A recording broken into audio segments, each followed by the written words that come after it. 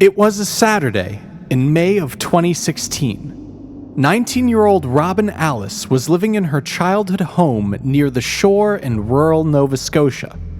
It should be noted that the house in question, where these events took place, is a much older home, over 150 years, so there could be some unknown history coming into play.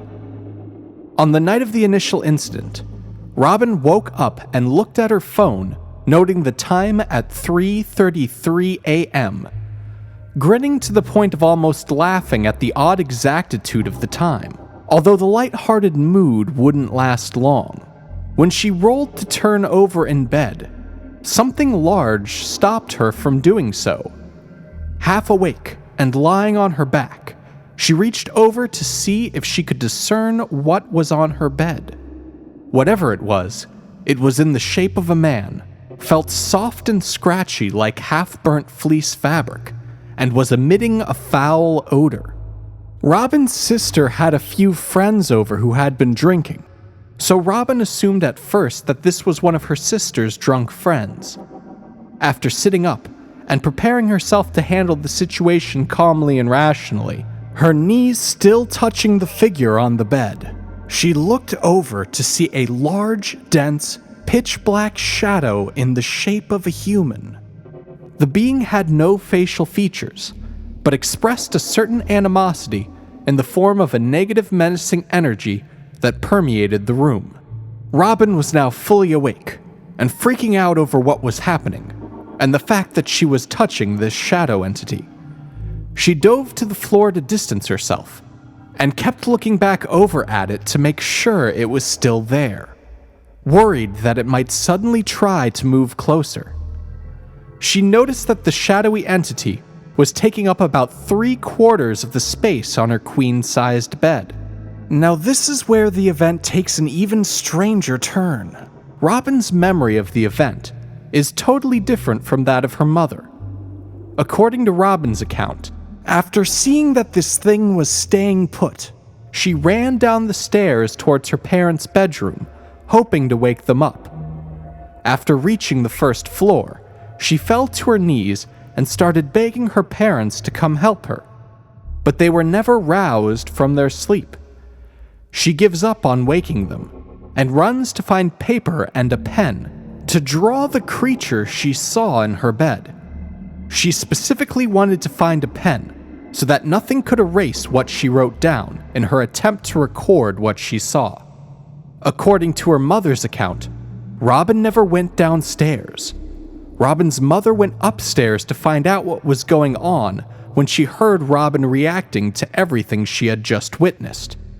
And Robyn's mother arrived upstairs around 4:30 a.m., almost a full hour after Robyn had woken up dealing with the malevolent entity. Robyn remembers seeing the dark figure in her room right up until the point when her mother entered and found her on the floor.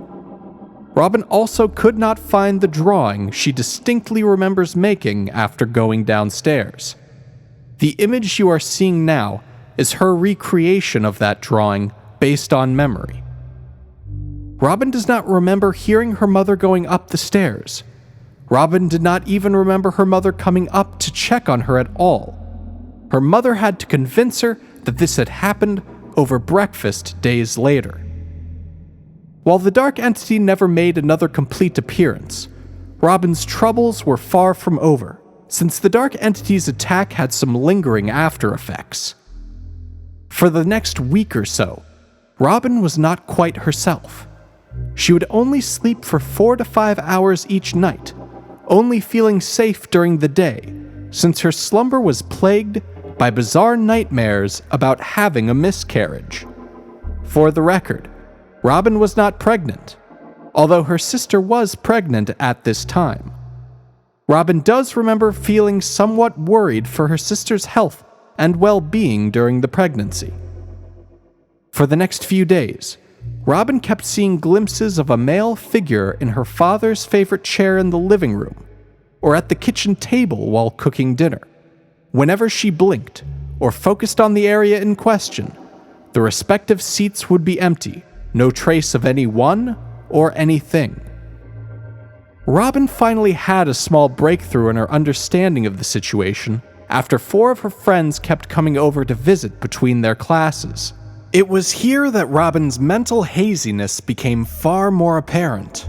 She could not remember the names of 2 of her close friends until she spent at least half an hour in their presence.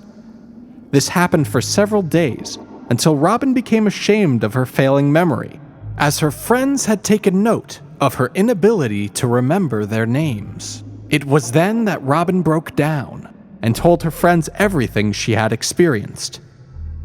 Robyn's friend Macy then explained that the night before the incident, her friends had been using a Ouija board and had mentioned her name.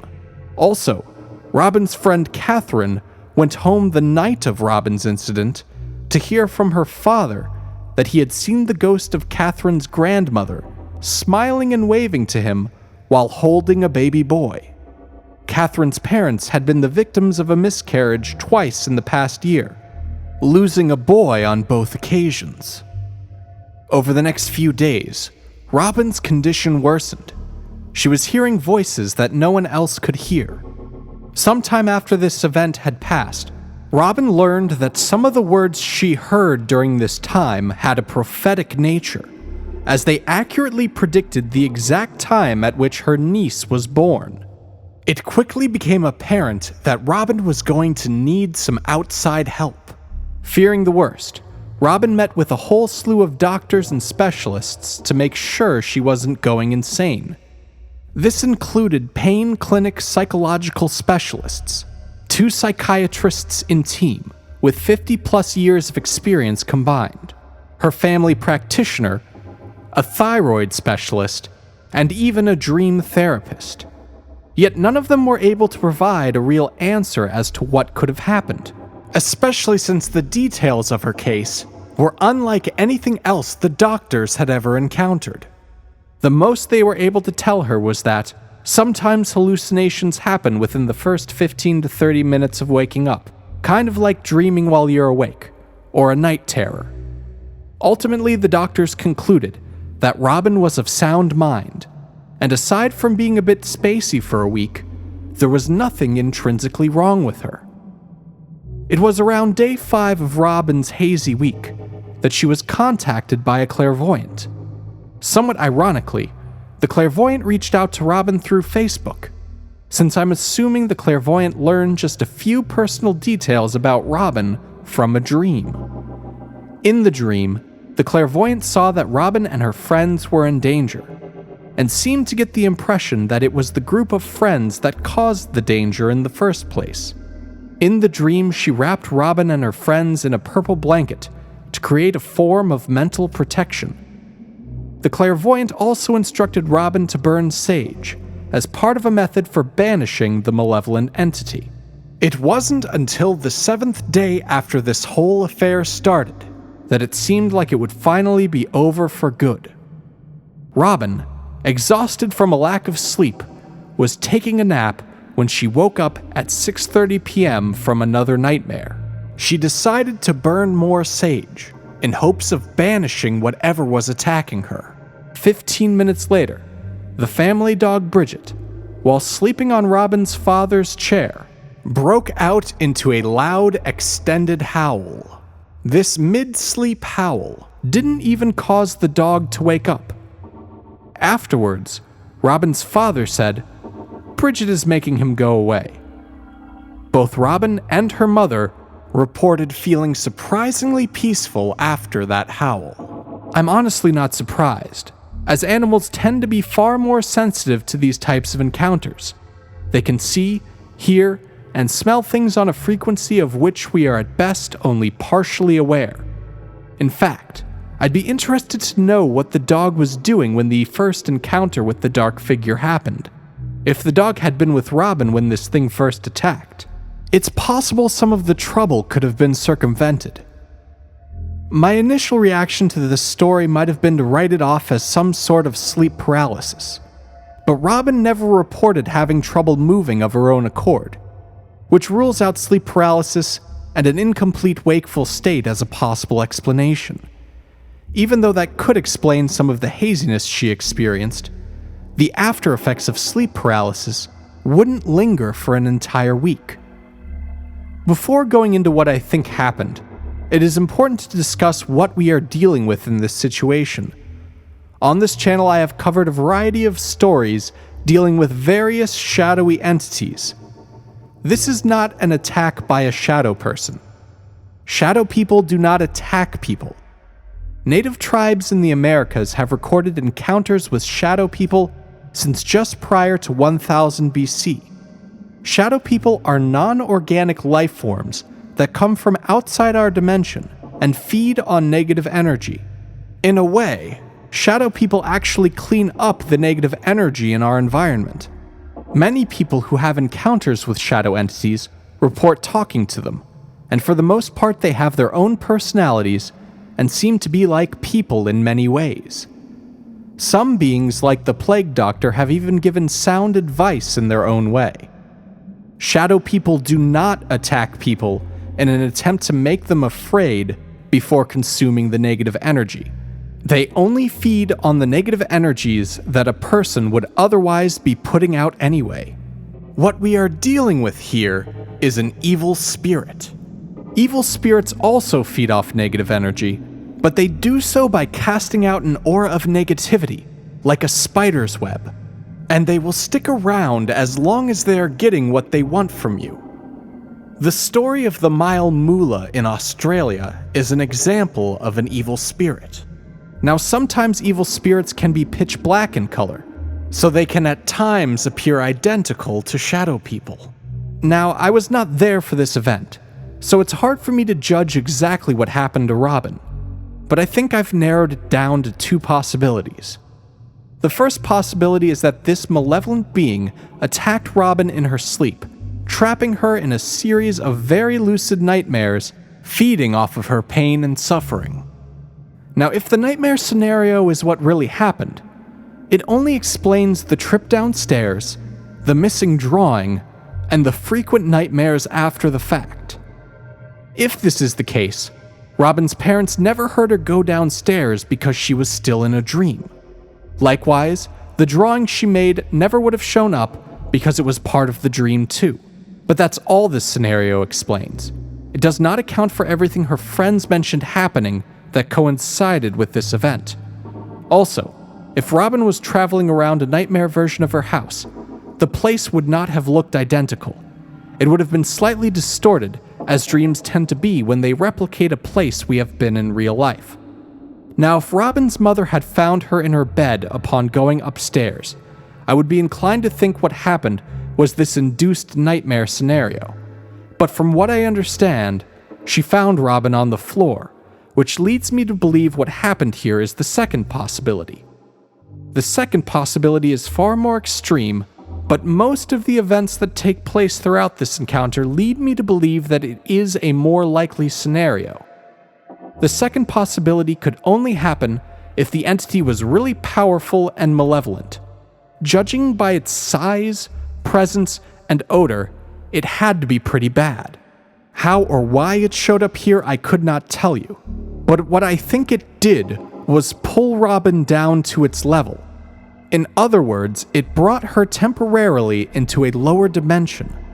I don't think any of the events that Robyn later learned about after her experience are inconsequential as well. The ghostly visitation in particular suggests to me that something odd aligned in rural coastal Nova Scotia that night to cause some sort of shift. What we're seeing here is a sort of All Hallows Eve situation, where the borders between the worlds of the living and the dead become paper thin, and anyone or anything can cross over. In the case of the ghostly grandmother, it crossed over from the world of the dead to the living as a sign of comfort to a grieving family. In Robyn Alice's case, the inverse happened. I think the shadow entity temporarily pulled her into a lower dimensional version of her house. This would explain why her memory of the situation is so different from that of her mother, and would also explain the missing time. Robyn did go downstairs to try to wake up her parents, but not on the same dimensional frequency. It's quite possible that touching the evil spirit is what caused this transference to happen. In lower dimensions, life becomes frightfully difficult. Hence why Robyn could spend an hour confused, running around, falling over, and trying to wake up her parents, all to no avail.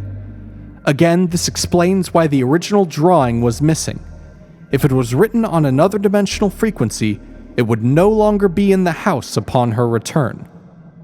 The one question I have left for Robyn is if the house felt off while you were in it at this time. Was there any sense of dread or hopelessness about the place? Did it look exactly the same, but feel off? If that is the case, then I think the second scenario is what we're dealing with. Ultimately, I think Robyn's mother going upstairs and entering the room is what scared this thing off, at least for a little while, and broke some of its hold over Robyn. Robyn's confusion over the next few days was a hangover from spending too much time in such a negative place. The words of the clairvoyant are also important to keep in mind.